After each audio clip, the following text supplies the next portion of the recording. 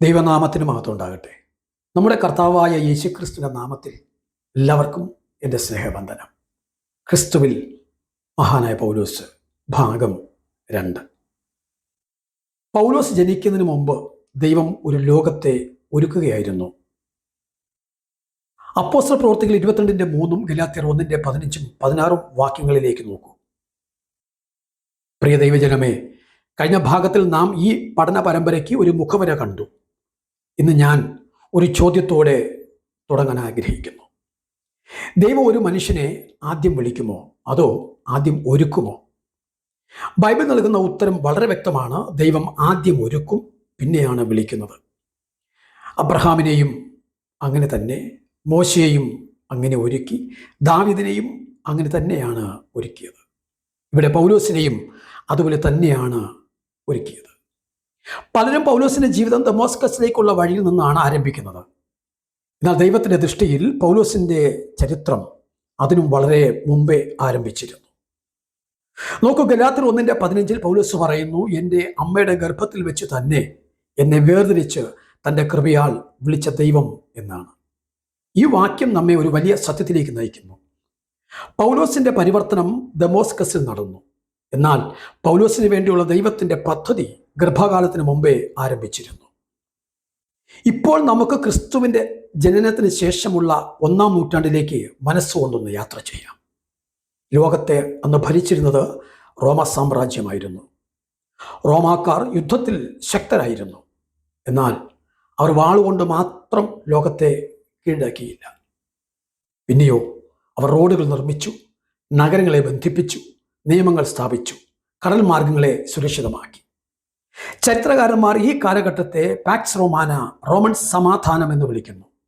യുദ്ധത്തിൽ കുറഞ്ഞതും യാത്രകൾ എളുപ്പമായതുമായ ഈ കാലം സുവിശേഷത്തിന്റെ വ്യാപനത്തിന് ദൈവം ഒരുക്കിയ ഒരു വേദിയായി മാറി. ഇത് യാദൃച്ഛികമായിരുന്നു? ഒരിക്കലുമല്ല. സുവിശേഷം ലോകമെങ്ങും എത്തേണ്ട സമയമായപ്പോൾ അതിനുള്ള വഴികളും ദൈവം ഒരുക്കിയിരുന്നു. ഇനി മറ്റൊരു കാര്യം ശ്രദ്ധിക്കുക. അക്കാലത്ത് ഗ്രീക്ക് ഭാഷ ലോകത്തിൻ്റെ പൊതുഭാഷയായിരുന്നു. വ്യാപാരിയും പണ്ഡിതനും സൈനികനും യാത്രക്കാരനും ഗ്രീക്ക് അറിയുമായിരുന്നു. അതുകൊണ്ട് പുതിയ നിയമത്തിലെ ഭൂരിഭാഗം പുസ്തകങ്ങളും ഗ്രീക്കിൽ എഴുതപ്പെട്ടു. ഇപ്പോൾ ചോദ്യം ഇതാണ്: ഈ ലോകത്തേക്ക് ദൈവം എങ്ങനെയുള്ള മനുഷ്യനെയാണ് അയച്ചത്? അതാണ് അടുത്ത ഭാഗത്തിൽ നാം പഠിക്കാൻ പോകുന്നത്. തർസോസ് എന്ന നഗരത്തിൽ ജനിച്ചൊരു ബാലൻ, യഹൂദ പാരമ്പര്യത്തിൽ വളർന്നവൻ, റോമൻ പൗരൻ, ഗ്രീക്ക് സംസ്കാരം കണ്ടവൻ, പിന്നീട് ലോകത്തിൻ്റെ അപ്പോസ്തലനായി മാറുന്നു. ഇതൊരു മനുഷ്യൻ്റെ പദ്ധതിയല്ല, ദൈവത്തിൻ്റെ ഒരുക്കമാണ്.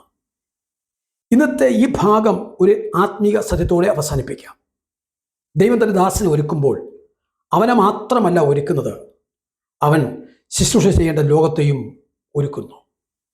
അതുകൊണ്ട് നിങ്ങളുടെ ജീവിതത്തിലും ചില സാഹചര്യങ്ങൾ എന്തുകൊണ്ടാണ് ദൈവം അനുവദിച്ചതെന്ന് ഇന്ന് മനസ്സിലാകുന്നില്ലെങ്കിൽ നിരാശപ്പെടേണ്ട ആവശ്യമില്ല. നാളെ നിങ്ങൾക്കായി ദൈവം തുറക്കാൻ പോകുന്ന വാതിലുകളുമായി അവയ്ക്ക് വളരെ ബന്ധമുണ്ടായിരിക്കും. ഇന്നത്തെ ഈ പഠനം അവസാനിപ്പിക്കുന്നതിന് മുമ്പ് ഒരു കാര്യം ചിന്തിച്ചു നോക്കൂ. ദൈവം എന്തുകൊണ്ടാണ് പൗലോസിനെ ഒരു മത്സ്യത്തൊഴിലാളിയുടെ കുടുംബത്തിൽ ജനിപ്പിക്കാതിരുന്നത്? എന്തുകൊണ്ടാണ് യെരുശലേമിലെ ഒരു പുരോഹിത കുടുംബത്തിൽ ജനിപ്പിക്കാതിരുന്നത്?